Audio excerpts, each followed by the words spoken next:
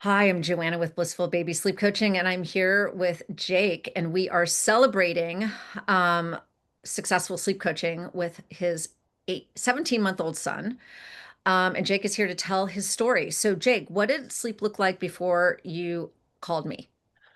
It was completely different than now. He was up probably every 1 to 2 hours, and we were just exhausted, and something had to change.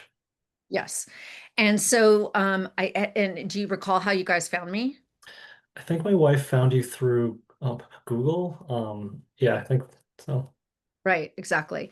And then, so when you decided you needed help, why did you decide? Like, why were you like, oh my gosh, we need professional help? Both my wife and I were exhausted all the time. We were probably getting on average 4 hours, 4 hours of sleep, broken up per night, and it was just causing just chaos in our lives essentially, and something had to change. Yeah, So, something had to change. Yeah, yep. and they were kind of tag teaming, so that was really hard. So, every both caregivers were suffering. Okay, and then what does sleep look like now that we have completed our sleep coaching process together? So now it's a complete 180. He sleeps for probably 9 to 10 hours straight, and we're getting our full nights of sleep. So it's much, much better. Yeah. And what does it look like? Like, how easy is bedtime? Like, what time is he falling asleep? And how easy is bedtime? And then what are naps S- like? So we literally put him to bed at around 7:30, and he just falls asleep on its own, and it's hands-free, and it's so easy. It's yeah, Yeah. So no more rocking, no more bouncing, no more none of waking that up in the stuff. middle of the night, none of that, right? Nope, So I nope. always say that's my whole thing when he says hands free. That's what I always say. It's like hands free. And what hands free means, like literally, you read him a book, you put him in the crib, you walk out the door, and you're watching on the monitor do his Yep. cute little rolling around and cooing, and then he falls asleep and he stays asleep.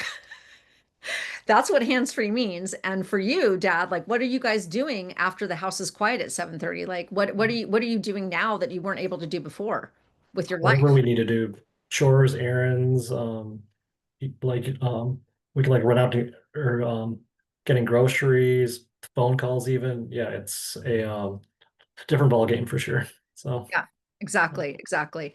And what else has become possible for you guys that you're considering doing now that you're both well rested and that excuse me, that your son is sleeping so well?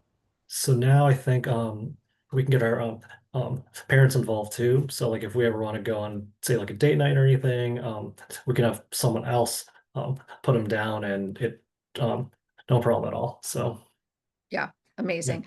I also want to say that Dad did all the sleep training, you guys. Okay, so Jake is like, Mom is like, I'm not great with less sleep.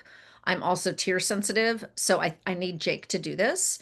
So Jake has been the driver the entire time, and I also want you guys to know this has been a tricky case.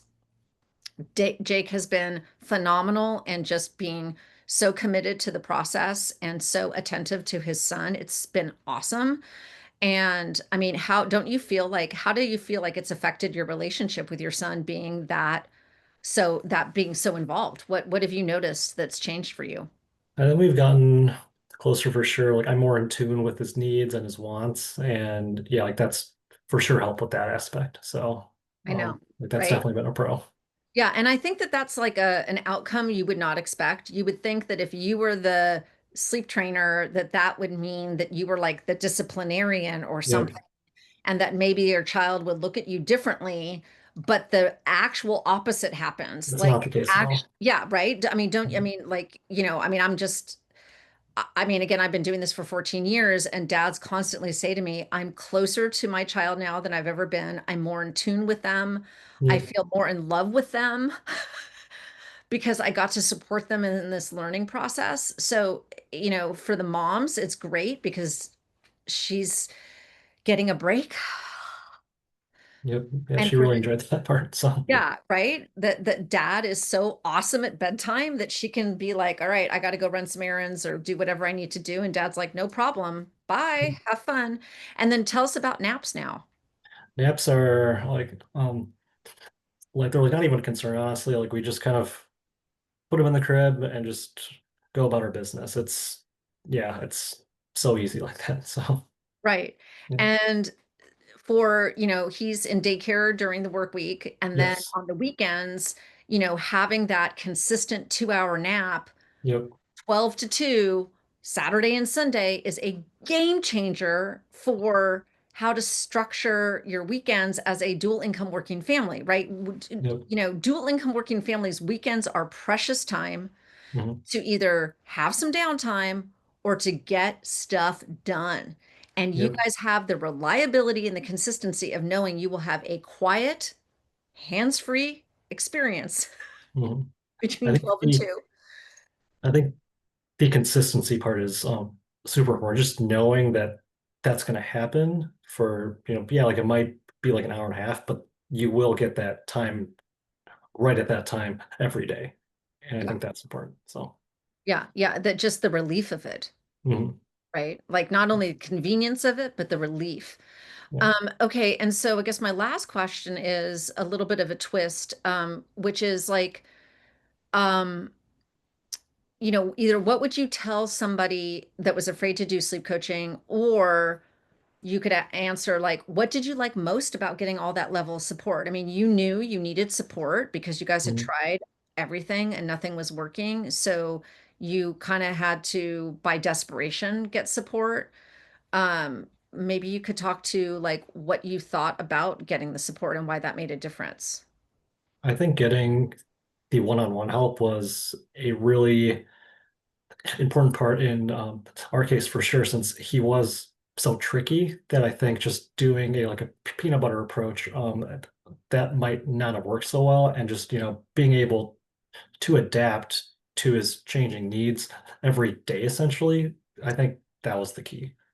Yeah. Yeah. So if you were to meet somebody that's like, I don't know if I need the help, like, what do you want them to know about like sleep training in general or getting, going for it and getting the support? I would say don't be afraid of it and don't assume that you can't be helped. It's because we were in that thought too, and that we don't think that way anymore. So, Awesome. Yeah. yeah. And that's the one thing that I always say, and it's on my website and I say it all the time, but I just wanted to say it again to make it ring true. Because sleep is a learned skill, if we create the right circumstances and the right environment using the right methodology to meet the temperament of your child, it is possible for your child to learn the skill. And that's the key. It is a learned skill. And so there's always help and hope for people available. And in the case of Jake and his family, it was a tricky case and it took us longer.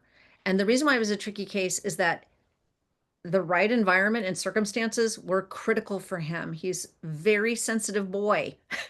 He needs things just right in the right mix and the right everything.